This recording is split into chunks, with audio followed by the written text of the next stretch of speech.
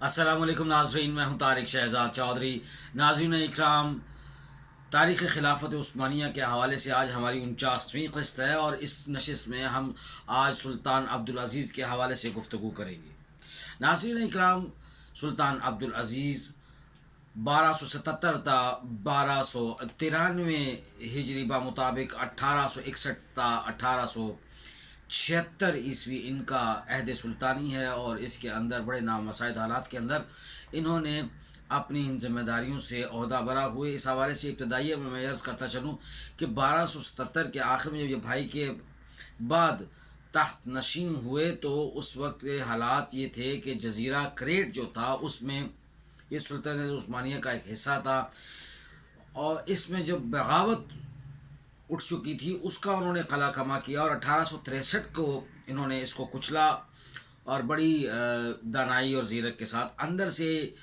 सल्तनत उस्मानिया उस वक्त कमज़ोर हो चुकी थी मुकम्मल, लेकिन वो जो वरासती रोब दमदमा और तंतना जो था सलातीन के अंदर वो मौजूद था और उसी वजह से वो गैरत और हमीयत के कुछ आपको आखिर में शमा बुझने से पहले फड़फड़ाती हुई नज़र आती है। इस हवाले से मैं अर्ज़ करता चलूँ कि 1285 हिजरी ब मुताबिक 1869 में नहर स्विस को खोदा गया और जब ये वाला मामला हुआ तो इसी दौरान ये इसी अहद के अंदर अलकानुत तिजारा और खिलाफतुल हुक्म जैसी कुतब आई और इस तरह कुछ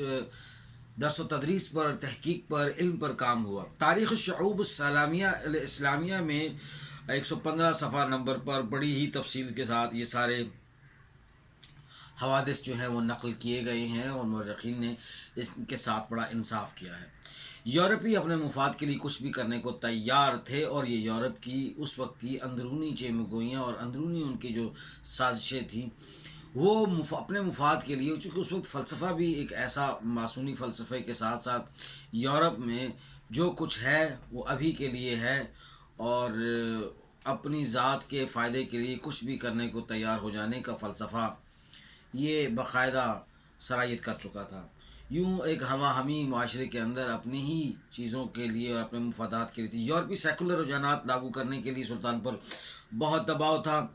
सुप्रीम कोर्ट का क़याम इस दौर में अमल में लाया गया और शूरे दौलत कायम की गई और फ्रांसीसी तर्ज पर पार्लियामेंट का क़याम आया और ये 1281 हिजरी बा मुताबिक 1864 ईस्वी में ये इस तरह के सारे मामलात हमारे सामने कानून मंजूर हुआ और हमने देखा कि किस तरह से फ्रांस ने अंदर सलाहियत की। ये हम आज बात करते हैं जब हर्जा सराई के हवाले से और गुस्ताखाना खाकों के हवाले से बात करते हैं हम फ्रांस को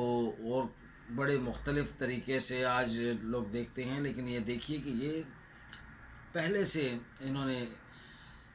इस्लाम को बतौर ताकत, इस्लाम को बतौर हिदायत सरचश्मा तो इन्होंने कबूल किया ही नहीं, लेकिन इन्होंने अपनी तमाम अनाद और दुश्मनी और तमाम अपनी जो मुनाफिकाना और दोगली पॉलिसियाँ हैं उसके साथ मुसलमानों को इन्होंने हर दौर में नुकसान पहुँचाया है। अब रूमियों की तारीख़ देख लें, इस्लामी ममलिकत के साथ जितनी भी ममलूक रही हैं इस्लामी, उनके साथ क्या रहा। फिर रूमियों का हुज़ूर नबी करीम सल्लल्लाहु अलैहि वसल्लम के दौर और उसके बाद फिर आप देखिए जो 40 साल अदवार खुलफ़ाए राशिदीन का है। तो यहाँ पर मैं अर्ज़ करता चलूँ कि फ्रांसीसी अपनी धाक बिठाने में और अपनी जदीदियत की पॉलिसी,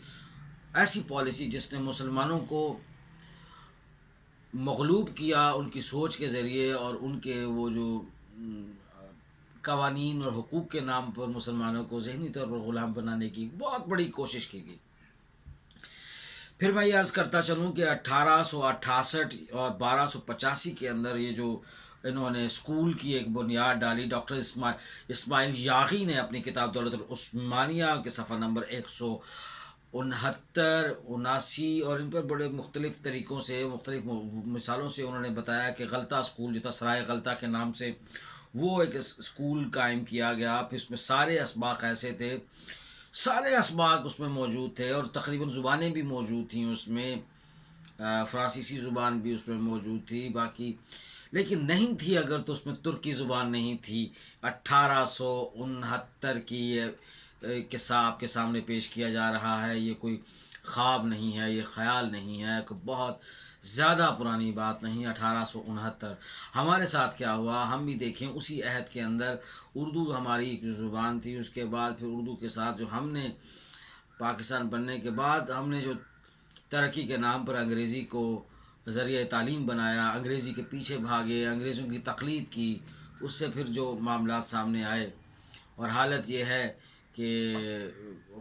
فورس کیا گیا، تو وہ زبان کے حوالے سے جو مسائل ہمارے سامنے پیدا ہوئے وہ آپ کے سامنے ہیں۔ پھر اسی طرح الدولت العثمانیہ میں ڈاکٹر اسماعیل یاغی صفحہ نمبر 169 پہ بھی اسی طرح سے یہ لکھا کہ تقریباً اس میں جو 600 عیسائی اور یہودی طلباء زیر تعلیم تھے، جو سرائے غلطہ میں اسکول قائم کیا گیا، اس اسکول نے بھی ایک خاص علمی میراث چھوڑی، اور اس نے دولت عثمانیہ کی رہی سہی جو فکر تھی اس کو بالکل نیست و نابود کرنے میں، اس کو پارا پارا کرنے میں، اور اسے بالکل مشکلات سے دوچار کرنے میں کوئی قصر نہیں چھوڑی۔ اور یہ وہ فکر تھی جو آزادانہ، باغیانہ اور غیر اسلامی نظام اور غیر اسلامی ماحول کو فروغ دینے کے لیے بڑی ضروری تھی، اور انہوں نے اس کی آبیاری کی، اس کا بیج بویا گیا اسکول کا۔ جس طرح سے ہم دیکھتے ہیں کہ کس طرح سے فورٹ ولیم کالج کا وجود عمل میں آیا۔ لارڈ کلائنڈون جو برطانوی وزیر خارجہ تھا 1865 میں، اس نے کہا، برطانوی وزیر خارجہ نے، لارڈ کلائنڈون نے کہا کہ دولت عثمانی کی اصلاح کا اس کے علاوہ اور کوئی طریقہ نہیں ہے کہ اس کو سرے سے اس صفحہ ہستی سے ختم کر دیا جائے، اس کا نام و نشان مٹا دیا جائے، تب ان کی اصلاح ہو سکتی ہے۔ حالانکہ اس وقت تک جدیدیت کا قانون آ چکا تھا۔ پھر آپ یہ دیکھیے کہ جو مدحت پاشا جو تھا، یہ سارا کیا دھرا وہاں اس کا تھا۔ مدحت سے چونکہ سلطان بھی آپ نے دیکھا کہ سلاطین اپنے ان وزراء، چونکہ اپنی وہ قابلیت نہیں تھی تو وزراء پر جب چلتے تھے تو وزراء کی مانتے تھے، تو پھر کیا ہوتا، اب سلطان عبدالعزیز جدیدیت کے قانون کو اندر سے تسلیم نہیں کرتا تھا، اور اس کو اسلامی شعائر کے بالکل متضاد متصادم قرار دیتا تھا۔ اس وجہ سے یہ ہوا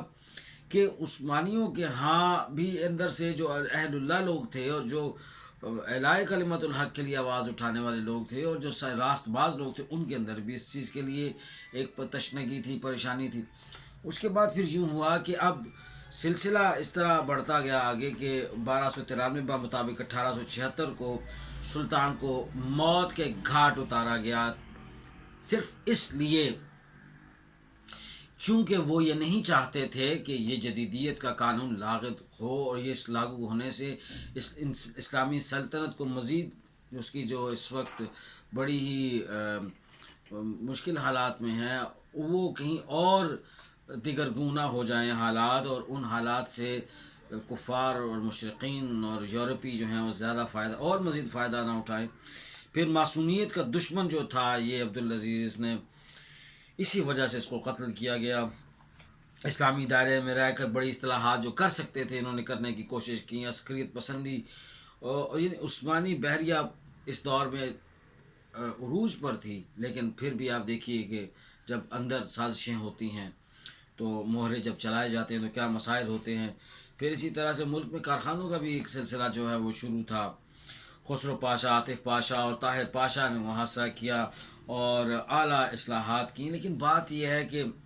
جب انقلابی زمین جو ہے وہ اب اپنے آپ کو انقلابیت کا رنگ دینے والے جو لوگ ہیں، انہوں نے اپنی وہ پوری کھیت تیار کر چکے تھے۔ وہ ہم نے دیکھا کہ وہ 40 سال سے وہ ایک سلسلہ شروع تھا، اب وہ انہوں نے جڑیں اپنی مضبوط کر لی تھیں، اور پورے ریاست کے اور سلطنت کے معاملات کے اندر وہ بڑا ہی متحرک کردار ادا کر رہے تھے۔ یہاں پر ایجنسیوں کے حوالے سے بھی ڈاکٹر علی حسون نے بڑی تفصیل کے ساتھ دولت العثمانیہ کی اپنی تاریخ میں لکھا کہ مدحت پاشا کے ذریعے سلطان کو مروایا گیا، یعنی کہ اس کو سزا صرف یہی ملی کہ اس نے وہ جدیدیت کا یہ جو قانون فرانسیسی طرز کا تھا، فرانسیسی پارلیمنٹ